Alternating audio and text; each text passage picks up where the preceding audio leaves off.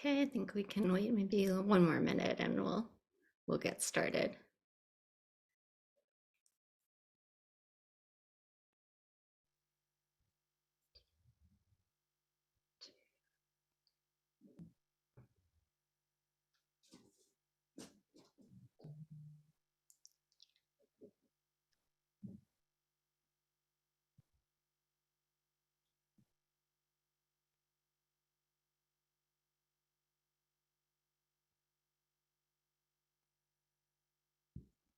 Okay, I think we can go ahead and get started, and I think more people will be joining us. But welcome to Village Talk. I'm Shannon McNulty. I'm an estate planning attorney and founder of the Village Law Firm in New York City. And we're going to be talking today about how to talk to your kids about money.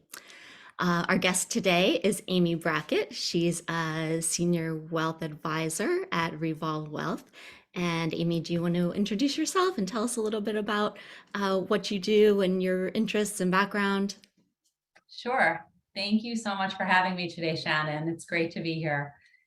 So I work, as Shannon said, at Revolve Wealth Partners as a senior advisor. I've been in the financial industry in one way or another for the last 20 plus years, and I've spent most of that time working with individuals and families as an advisor. And in my role, I'm really day to day working with clients on everything from helping with investments and insurance to helping coordinate estate planning and tax planning. So really just being that liaison for attorneys like Shannon and helping clients with accounting as well. Helping with lending. So everything from, getting a first mortgage, buying a home, to refinancing, employee benefits. So when one of our clients is starting a new job, helping with looking at all the health insurance options and the 401k and helping with investments there. And really just coordinating all those pieces of someone's financial life. So, many times there's many pieces of the puzzle that are looked at separately. And part of my job is really to look at those together. How can we look at all these different areas and help coordinate the different pieces to help run someone's life a little bit more efficiently and effectively, and really just be, a partner to our clients as they navigate these different money decisions and different financial decisions. Great. And I think you had an interest in psychology as well, which I think, you know, many people may not know or realize, but that financial advising has a lot of psychology to it in terms of counseling clients. And can you tell us a little bit about your interest in psychology and how that affects how you work with your clients? Sure. So you're right. So I majored in finance and accounting, and I minored in psychology, and thought about, going the therapist route because I like to work with people and talk to people. And it turns out that being a financial advisor is really a little bit of both. It's funny that you mention it because right before we got on, a client called me and said, "You have a minute?" And I said, "I have a few minutes. I'm doing this webinar." And she said, "I don't know what your business card says, but it should say therapist, friend, confident advisor." And she starts going on. So, a lot of my role really is to guide people, through different areas of their life and just to be kind of a sounding board. And we know from, investing that it's so much of it is an emotional decision rather than just, an intellectual decision. And there's a whole industry of behavioral finance of how people make decisions specifically relating to money and investments, which I sort of find, fascinating given my background. But I get to work with great people all day long, and many days I do feel a little bit more therapist than financial advisor. Okay, yeah, I think it's so important to have someone who you can talk to and feel comfortable with because money is certainly it's one of the hardest things I think for us to talk about in our society. And having somebody there's it's so important. There's so much that comes with it in terms of how we think about money, how we think about it in relation to ourselves and our family and our position in society. So having somebody who can really understand and be sensitive to all of those aspects of our financial decisions is so important. One of the things that I know that my clients kind of struggle with a lot is answering questions about money, in part because we don't have any kind of structural financial education in this country in terms of helping uh, even adults, much less children, be able to think about money in productive and healthy ways. Um, so that's kind of why we decided that this would be a great topic for our clients. And Amy, in particular, just in talking with her, she has not just a great understanding of kind of the financial, the not just the financial, the psychological, but also just a really deep interest in teaching kids about money and how her experience has been with her own kids. And she's come up with all of these different activities that she has implemented with her own kids and helps and advises for her own clients who are trying to teach their kids about money and to make smart decisions. Um, so why don't we just start with, if Amy, you can just tell us about, when do kids start thinking about money and start understanding that this is something that plays a role in their parents' lives and it affects their own lives as well? Yeah, it's a great question. I think really from an early age, and I'll say I'm a mom of two children. I have a 10-year-old daughter and an 8-year-old son. And from an early age, whether we realize it or not, kids are listening to everything. They see everything we do, they hear everything we say. And things like thinking skills and reasoning skills and learning skills are developing, and from the time of birth until age 4 or 5, a child's brain is growing, fourfold in size, developing all those skills. And some studies show, Cambridge had a study that said by the age of 7, many of kids' financial habits are already formed, which is a little bit crazy to think of it. But, I think that kids are, they're sponges, so they see a lot. And I think just having an awareness of that, and thinking, in our own childhood, like how did our own parents and adults in our lives talk about money? And, when they grew up, it might sort of dictate, did our grandparents grow up in a post-depression era where money was tight and they talked about it a certain way? Or how did our parents talk about, spending on different things or investing? Was it a way to get rich quick, or was it, this risky, venture? So I think just having an awareness of our own money stories and how our own parents talked about it, and then an awareness of when we're around our kids, the things we say and how we talk about money. It's less, even what we say, but how we say it and the tone. I think kids really pick up on that kind of thing from an early age.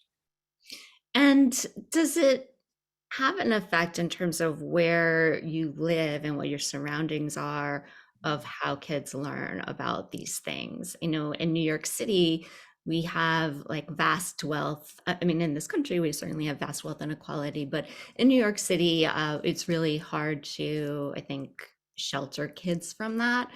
And how does that play into how kids think about this? And I know, we have almost like a stratosphere of difference between the kind of very rich in New York and the very poor, which kids actually can see, right? Can see as you walk down the street that there's homeless people.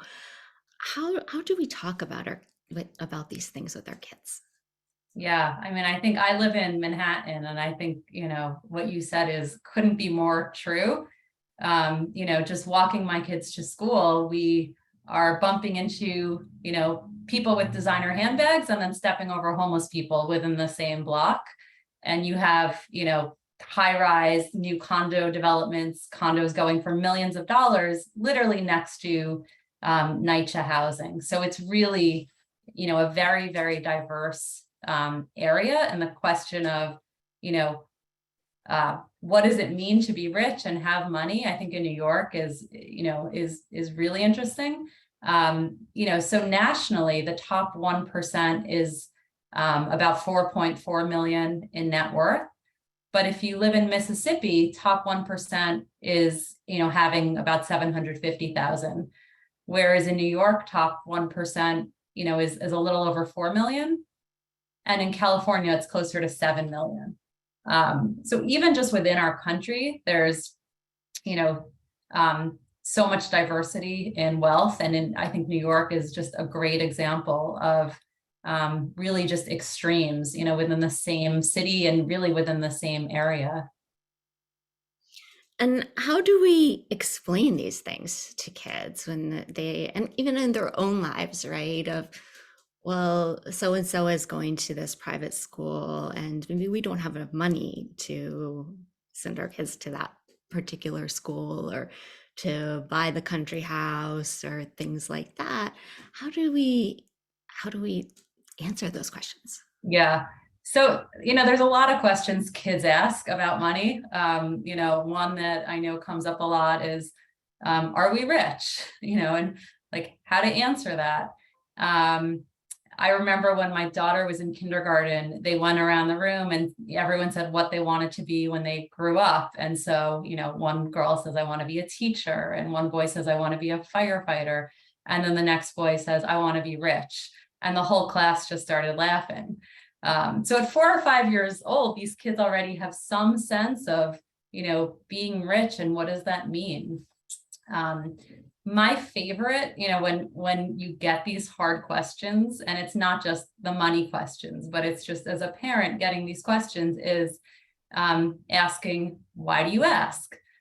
Because one, it buys you a little bit of time to sort of formulate a response when your kid is, asking you these things. But I also think that, a kid might be asking it for different reasons. So, a 3 or 4 year old asking, are we rich, is very, very different from, let's say, a 12-year-old. And they may have different reasons for asking, different reasons why they're curious.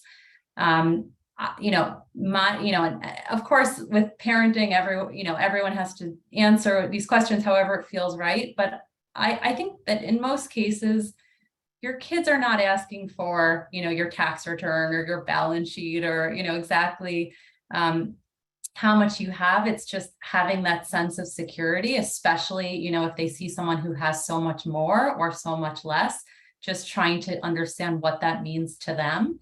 And so I think depending on the age, just something simple like, being rich can mean a lot of things. It can mean having money. It can mean having health and happiness. And, we're lucky that we have money for a lot of things, that we have money for all the things we need. We live in a home, we have a car, we have food on our table, we can buy clothes and books, and we have some money for things that we want. So to do that extra vacation or to buy that extra toy or to do that extra activity, but just keeping it simple and age appropriate.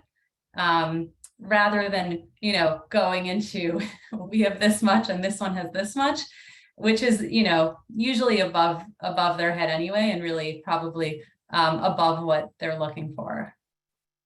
Okay, so I think, again, I'm getting into the different ages and different stages in children's lives is, like you said, it really has a big impact on how they think of these things and what they can understand. So let's, and you said, which was astonishing, that a lot of children's ways they think about money and their money habits are formed by the age of 7.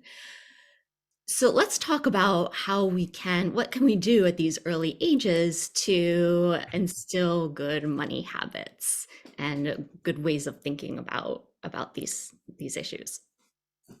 Yeah, it's a great question. I mean, I think one of the easiest things to do is just make the conversations part of everyday life. So it's not about sitting your kid down and saying, today we're going to have the money talk and giving them a lesson in financial planning.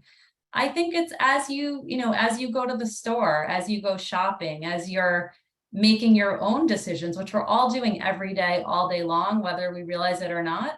Talk to your kids about, I'm not going to buy this because it's, um, costs a lot more at this store than that store, or this is on sale. So maybe I'll get, more books today because there's, buy two, get one free sale. So just talking to your kids and, I call it small moments, like just these little moments that, in life, talking to your kids. I also think there's a lot of great books out there. And there's this program, Money as You Grow, which is by the Consumer Financial Protection Bureau. And they actually have they have all these different activities, but they have a whole essentially library of books by age, different books about money and very age appropriate to kids, like, Berenstain Bears and just different series that kids may be familiar with that have money lessons in the books. Another one is simple, but, just using cash or introducing your children to cash. We're in a society now where everything is just, swipe the credit card, Venmo money, things are on auto pay. So kids are not really seeing cash, even in the same way that we probably were exposed to it growing up. So it can be a good way just, for math practice as well, but just introducing your kids to, money and what it looks like. And so it's not, as abstract a concept to them. I think it's so true. In our society now, it's very rare that we use cash. And it's funny that you say this because one of my business coaches, one of the exercises that they had us do was for a whole week, only use cash, which is actually pretty challenging. And there are some things you just can't use cash with, you can't like pay your mortgage in cash. But even the things that you really could use cash for, but you're just so used to using like a credit card or debit card, and we get away from the tying money to something physical. And so I think that is a great exercise. And so definitely when you're young, the physical is more present, right? Like it's harder for us to think of, or for kids to think of, these kind of abstract credit card systems that we have. But when we're using cash, we're using dollars and cents, then that's something they can actually see. Like, okay, it takes $10, either a $10 bill or 10 $1 bills to buy XYZ at the store. And they can see that transaction and the differences between, either $10 or $50. Whereas if you just hand over a credit card, it's all the same, right? Exactly. And I think also along those lines, going to a bank, some of you may have opened up bank accounts when your children were born, getting gifts from family or friends. But occasionally it's nice to just take your kid, to the bank, explain, like, I think a lot of kids at ATM, it's just this like unlimited, like go to the money store and take out money and the money just, comes out of the machine. But just explaining in a very simple way, like, we give money to the bank keeps it safe, depending on their age, maybe explain interest, and then when we need money, we go to the bank and we take money out. So just trying to make it a little bit more real, a little bit more relevant, as opposed to, like you said, it's so abstract, like, with everything so digital and automated these days. Yeah, that's so interesting because I can imagine that a child thinking, oh, well, where does money come from? It comes from the machine that mom goes to, right? And they just I give think the money. most kids now, money doesn't grow on trees, it just comes out of machines. Yeah, Much yeah. as we need. So removed from, okay, actually you make money, right? It's one thing. That money isn't just there, that you earn money from working or doing various things and activities, and then it is held in the bank, which is a place where you can go and then take money out. So just like those very simple concepts, which, we all know theoretically, but if children don't see it, then it just doesn't exist for them. Yeah. So tell us, whether how like concretely, you say you use dollars with your kids, like physical money. Do you give them an allowance? Should they earn the money with chores? What are your thoughts about that? Yeah, so I think an allowance can be a really great way to introduce some of these concepts and make it a little bit more real and relevant. So, there's different schools of thought with an allowance, like most parenting things. And, one approach is to give a child, a certain amount a week, regardless of what they do or don't do. And, every week or every so often they get a certain amount of money for allowance, and they can put it in their piggy bank or do what they want. The other school of thought is to tie in the allowance with certain chores or tasks. So I know some parents will do, if you make your bed, if you do this chore or that chore, you can earn money and maybe even earn more for an allowance. So try to make it more like a paycheck and more tied to something. And there's pros and cons of both approaches. So it really depends on what works best for you and your family. I think the thing to be aware of is, if your kid is saving and saving their allowance and feels like, I don't feel like doing my chores and I don't care about earning money, just how that all plays out. But for some people, it's also a combination, where maybe someone gives an allowance of a certain amount a week, and then a child can earn a little bit extra if they, fold laundry or do something a little bit above and beyond what they're, we'll say, expected to do. Right. And I think that there was some ideas you have about, okay, how then they have this money of how we're spending it, how kids are spending it or saving it, and teaching them about those options of like, okay, once you have this money, then you have, you can save it, you can spend it, you can donate it. Do you have recommendations about teaching kids those differences? Yeah. So there's some piggy banks out there. So you're probably all familiar with the traditional piggy bank that's a cute little pig, or some sort of bank with one slot for money.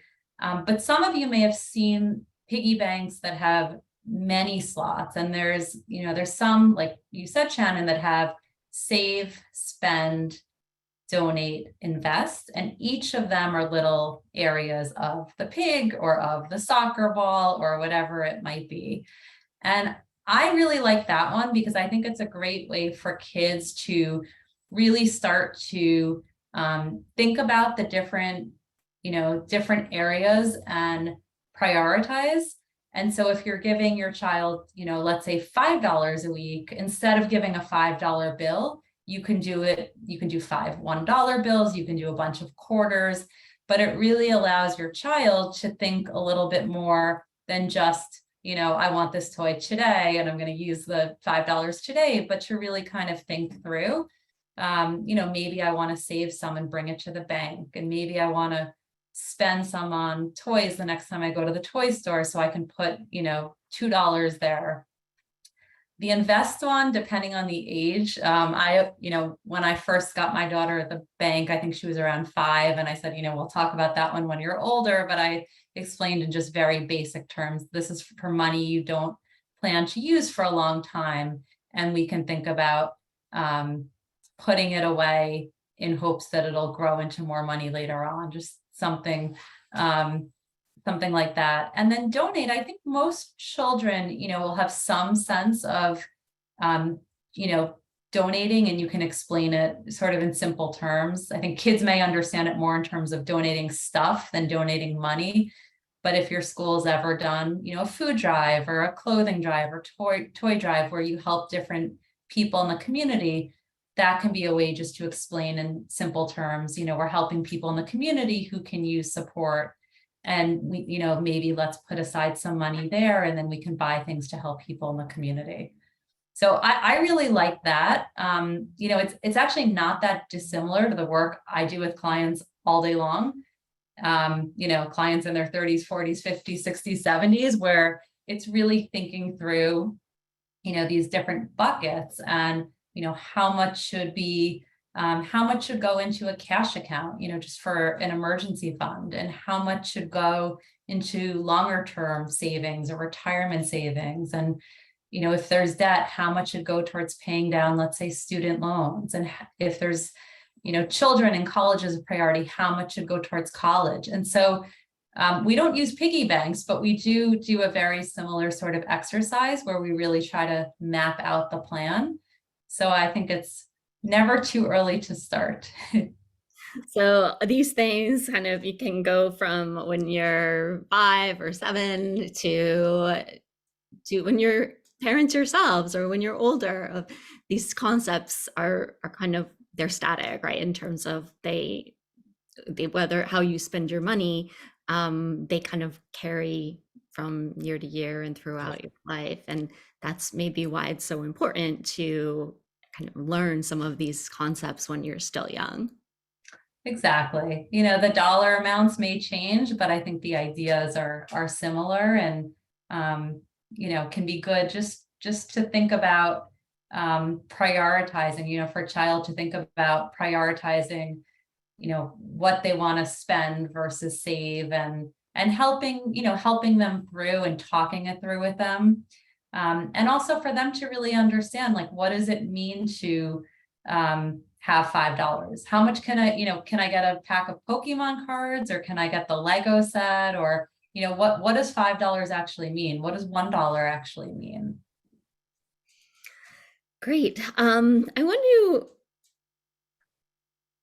one of the things, and I think this idea of, helping kids understand and appreciate charitable donations from an early age is a really important thing. And it also is something that I think lifelong, that you can talk to your kids about. And also, I mean, from my perspective, we're often talking about legacy planning. And one of the things that I think is a great idea, is, say, parents or older parents, they want to leave money to charity, but they really want to instill those values in their kids. And they don't want to just leave it to the kids and then, for them to just donate or not. One of the things that we recommend is creating like a donor advised fund, and having like family meetings every year about where that money goes. And so when you leave the money, when you pass away, then you can leave money to the fund, but you can have that as an activity that your adult children can still continue on, and that can be an activity that they do together, and then maybe even bring in their kids, right? So it can be almost like an intergenerational activity, which can be really meaningful. Yeah, I love that. I mean, we use donor advised funds all the time. For those of you who are not familiar, it can be a great way to use appreciated securities like stocks, with low cost basis. So meaning if you were to sell it, there'd be significant taxes, and you can donate securities to a donor advised fund and get the tax deduction in that year. And then, as Shannon said, over time, give the money out to different charities. So I love the idea of doing that and involving different generations in, whatever causes are important to them. Great. So I know we're kind of at the end of our usual time limit, but I want to open it up to questions if anyone has anything that they want to ask.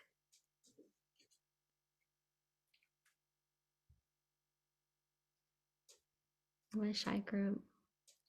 You did such a great job of covering. One of the other Shannon, do you get a lot of questions? Because I get some on parents or grandparents who want to set up accounts for kids, whether it's, birthday money or bar bat mitzvah money, how to do it, what types of accounts.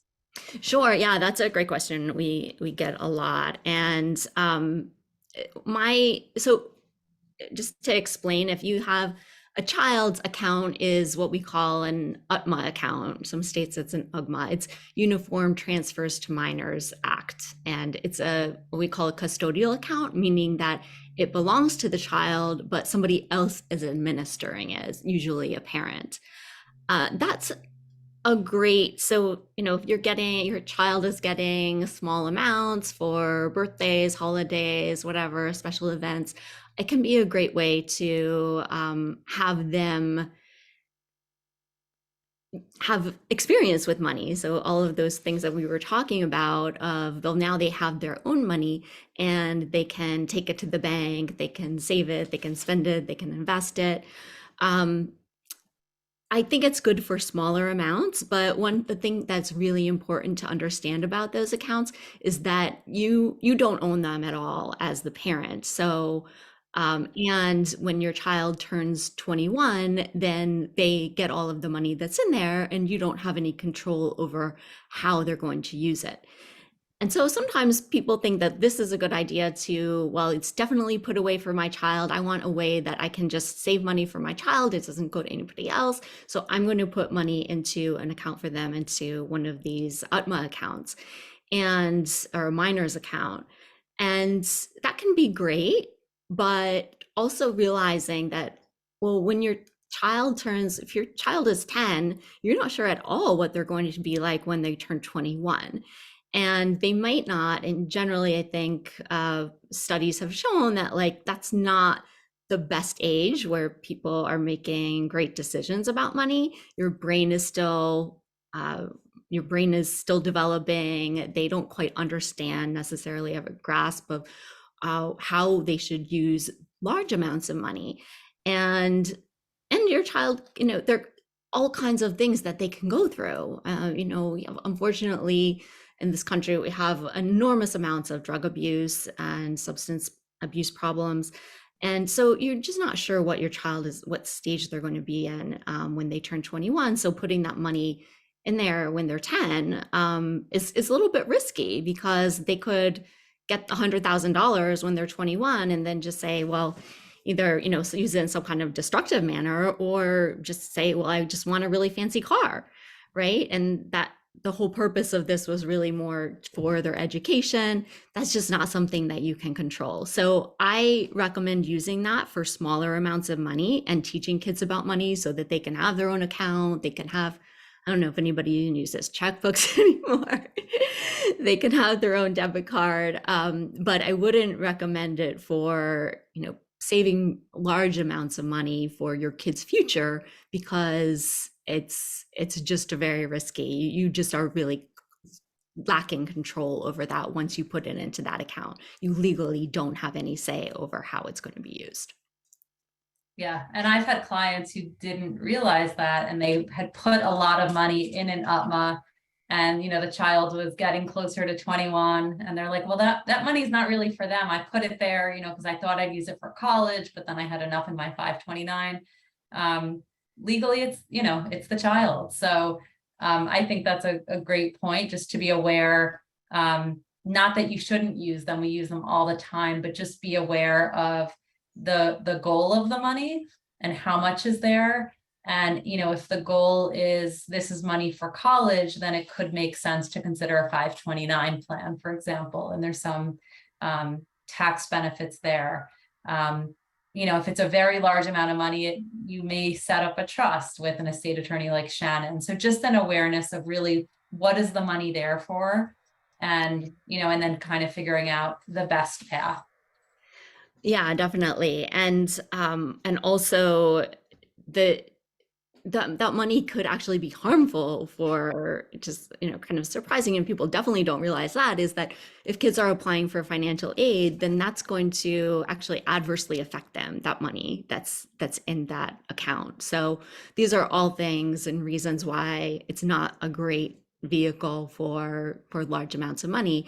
And unless you're setting up trusts for tax planning or something like that, to set aside money for your kids, usually what I tell clients is just open up a separate account and earmark it. It's in your name, so you can still, like in an emergency, maybe you can still access that money, but at least it's sort of like, okay, it's almost like a retirement account. You just put it in, and then you just, that's set aside, and it's just in a separate account. And 529s are probably a great thing, in part because they do have penalties for taking them out. It's almost like, okay, that's a really good incentive to keep it there, and they have all of these tax benefits. So yeah, so that's a really common question that I have, and a common mistake that I see parents make. And I think we're starting to have a bunch of questions. First, There's a question on, you said it's never too early to discuss money. Is it ever too late? Which is a great question. No, it's never too late. I have clients coming to me all the time that feel guilt and shame that they don't know certain things. And I always say, like, you're not expected to know this. Like, if everyone knew it, I wouldn't have a job. And most people are not learning a lot of these concepts. How does a mortgage work, and what are the components of a credit score, and how should I invest? It's not something that we're learning in school. I majored in finance, and I took, an accounting, and I took all these complex, mergers and acquisitions accounting and currency accounting and financial theory. And when I wanted to take a personal finance class, I was told it was only for non-business school majors, and I couldn't take it. And it seemed like the most practical, relevant course that I would ever take. And so I fought to take it, and they let me take it but no college credit. I was given no college credit, and it was at 8 a.m. But it was actually the most useful class I took. And I think it should be something, required for high schoolers and college students, but, it's really not. So it's not too late at all. And I think that, talking to your kids and learning yourself, and, there's lots of great resources online. I'm always happy to chat if there's any questions, but no, I don't think it's ever too late. Yeah, I absolutely agree. And that's something that it can really, that kind of a shame of like, oh, I haven't taught my kids, or I haven't learned it myself, is like what can keep people from moving forward. So it's definitely, just the best time to start was, was whatever, when you, maybe 5 years ago, the next best time is today, right? So, so definitely, I think at any time is great. And we have a question about how to get in touch with you, Amy. So if you can answer that. Sure, I can. So you can email me at amy.brackett, BRACKETT, at revolvewealth.com, REVOLVE, wealth.com. I can drop it into the chat. But happy to, answer any questions offline. If anyone doesn't feel comfortable posting, asking publicly, I'm happy to chat offline as well. Okay, another question. This person, we had the hand up, but we also have it in the chat, so this might answer. How do you, and this is, I think, so common, especially among my clients, they are first generation having money, in the sense that they didn't grow up with money, but now they can afford things, and they're not sure how to teach their kids because they can't really use the same questions or the lessons that they were raised with necessarily. They're in a completely different situation. And so one of the questions we have here is, how do you try to maintain a low profile about money and prevent entitlement when your kids see that you're able to afford certain things like private school and pay for college without financial aid? Yeah, it's a great question. I've had a lot of clients over the years who had significantly more money than I have, who really tried to shield their children and said to me, my kids have no idea how much we have, and I'm never going to tell them. And, one day we'll die and they'll find out. But until then, they don't need to know. But these kids are flying on private jets and like going to Aspen, to ski. And they clearly have some sense that there's money there. I've seen parents try to wait until I had a client who waited until the month their daughter turned 30 and had full access to a very large trust fund to even start the process of educating her at all about money and, what does it mean?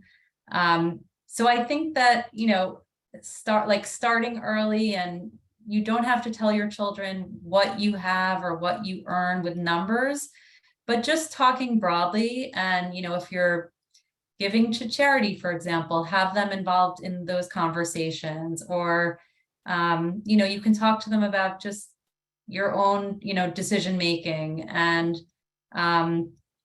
it's okay, I think, to, kids understand that everyone has slightly different means. And I don't think you have to give specific numbers or information, but I think, just involving your children in those conversations and helping them understand what it means, and even introducing just basic investment concept and financial concepts can be helpful. So I think also, more than like how much money you have, is like how are you using the money? And this is something you raised earlier, of much more so than what we teach our kids is how we model what we want them to, or what model our behavior. And that's something that's probably they're going to absorb more than maybe just explaining it to them. And so I think more than like, okay, how much we have, is how are we using the money and why are we using it for these things? It's important we really value education. And so that's why we're paying as much as we can to send you to the best school.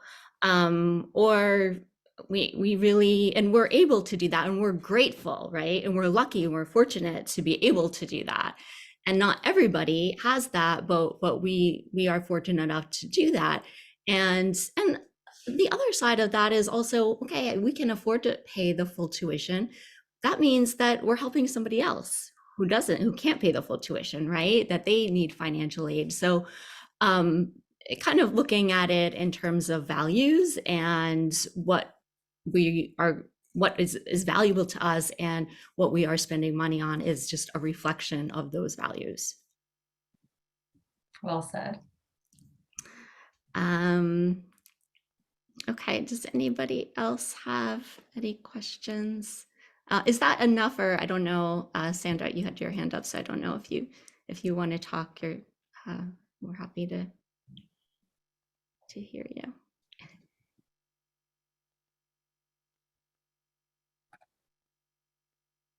Oh, she's good. I think we're good. Okay. Okay, great. Well, I hope that this was a helpful discussion. I know I think it was really interesting and it's really valuable. So thank you so much, Amy, for joining us and sharing your knowledge. And if any of you would like to reach out to Amy, you'll have her information in a follow-up email, but also, Amy, do you want to just put your information in the chat as well? I did drop it in the chat. So okay. Great. And you can also just respond to the email about this conversation, about this webinar, and we'll see that you get to the right people.